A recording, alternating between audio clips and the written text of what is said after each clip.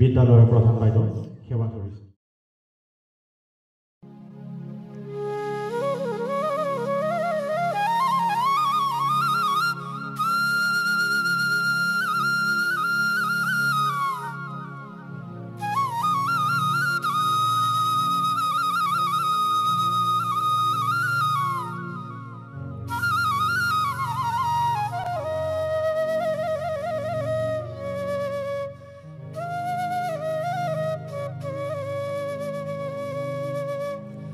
আগবঢ়াৰ বাবে তথা প্ৰতিসকলক কৰিবৰ বাবে মই সেৱা কৰিছোঁ।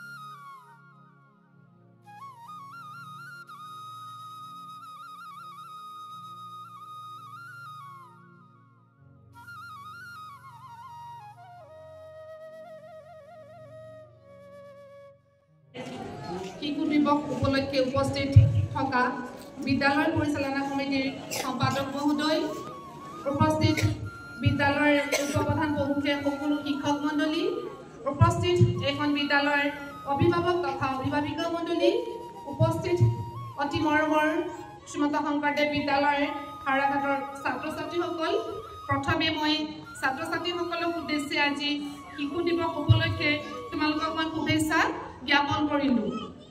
ইয়াৰ লগতে আজিৰ দিনটোৰ যি তাৎপৰ্য লগতে সংগতি ৰাখি আমাৰ বিদ্যালয়খনে জুবিন গাৰ্গৰ শ্ৰদ্ধাঞ্জলি অনুষ্ঠানো আমি আজি ৰাখিছোঁ ইয়াত।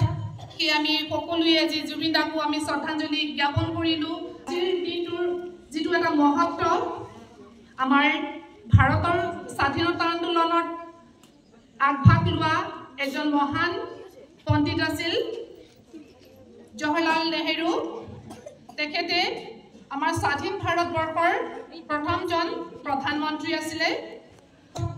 পণ্ডিত জৱাহৰলাল নেহেৰুৰ জন্ম 1889 চনত ইলাহাবাদ চহৰত তেখেতে জন্মগ্ৰহণ কৰিছিলে।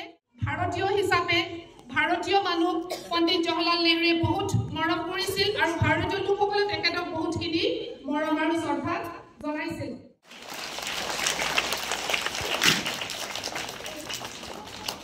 প্ৰধান বাইদেউলৈ অশেষ ধন্যবাদ জ্ঞাপন কৰিছোঁ।